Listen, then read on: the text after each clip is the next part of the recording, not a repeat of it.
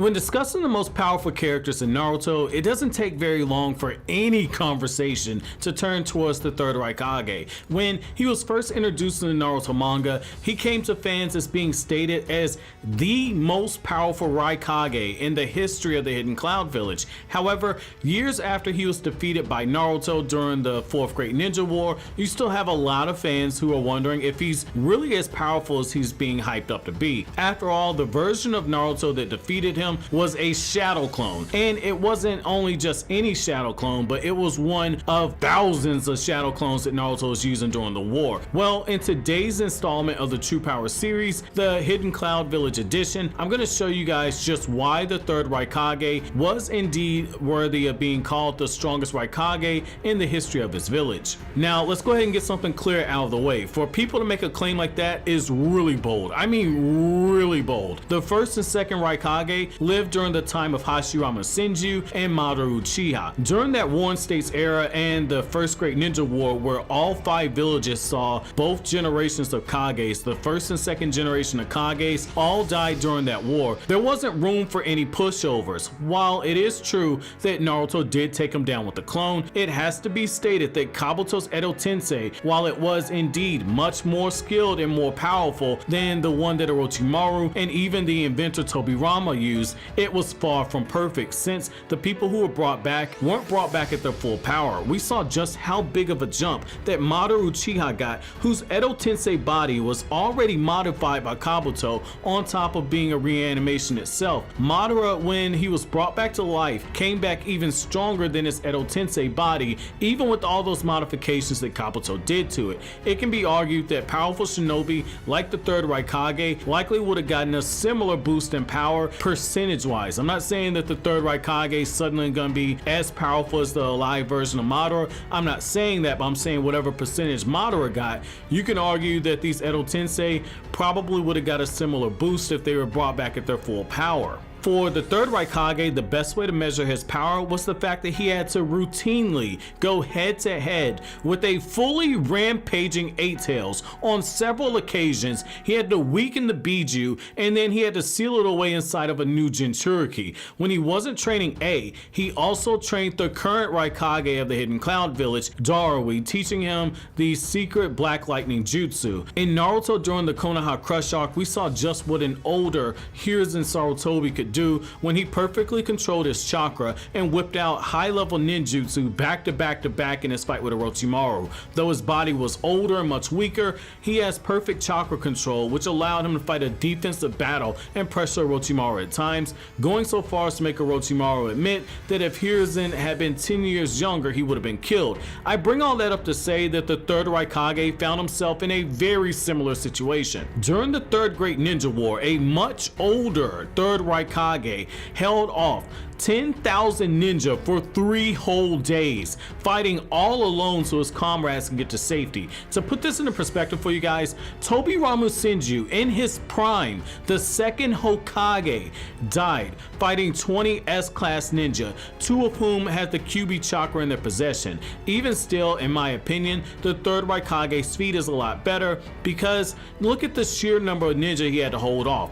10,000 ninja, each with their own different jutsu and secret jutsu. He had to break down each of these jutsu, he had to counter these jutsu, and then he had to worry about all the others who might have tried to go after his comrades. Like, that is absolutely insane. Then you have to put this into even further perspective. Naruto Uzumaki, the title character of the series, someone who is only half Uzumaki, fought in the Ninja War for an entire day straight, and then he fought Sasuke for an entire day afterwards. Even then, Naruto still had to take breaks to restore his chakra and restore his stamina. The third Raikage fought for 3 whole days in constant combat without any breaks, so don't sleep on the dude's durability, especially since he routinely survived a jutsu that ran a very high risk of ripping apart the human body to shreds. The only 2 people who withstood the effects of it were Tsunade, who had to constantly heal herself while she was being transported, and the 4th Raikage. After all, what can you expect from someone who routinely had to fight against a rampaging Eight Tails, and he often fought him to a standstill? So again, this is really impressive. On top of being the most powerful and most durable ninja in the existence of its village, his weakened Edo Tensei version was also able to dodge Naruto's QB Chakra Mode Enhanced Rasen Shuriken, which is also pretty fast itself.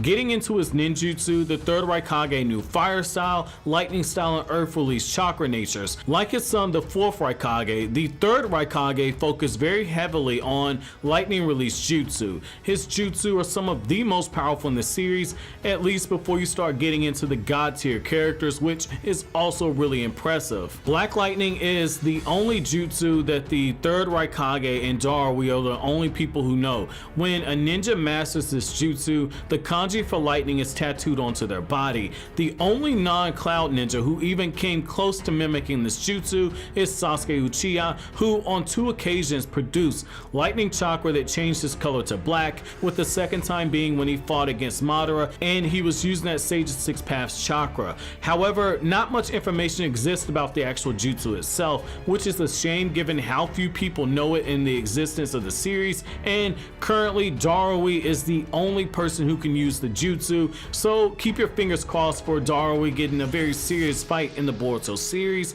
most likely with it being the anime. When it comes to his body flicker jutsu, the third Raikage was so fast that his body flicker took on the appearance of a lightning bolt and he briefly vanished from the area, which is another nod to his insane speed.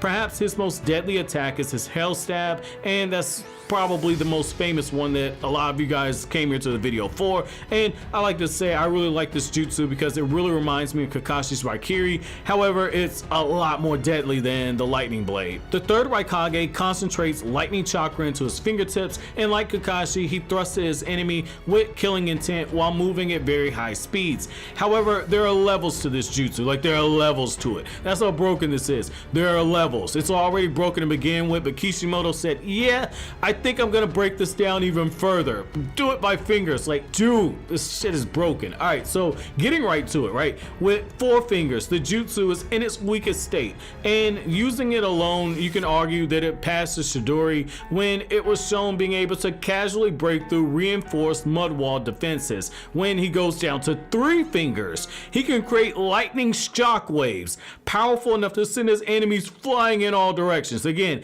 lightning shock waves. Get the hell out of here. This is broken, dude. Then he goes all the way to 1 finger. He skips 2 fingers and goes down to 1 finger. And this is where like it's basically an instant kill, all right? He's able to cut off every single one of the 8 Tails tentacles when it was going on a rampage. And it's strong enough to break through his own lightning chakra mode, which I gotta put this in perspective for you guys. Like I stated in the 4th Raikage video, the lightning chakra mode actually softens the blow of an attack. It acts as a bit of a deflection, like shown in the manga when Sasuke fully charged the Raikage, and after having the power of his Chidori deflected, Sasuke could barely cut him. Like, he managed to break the skin.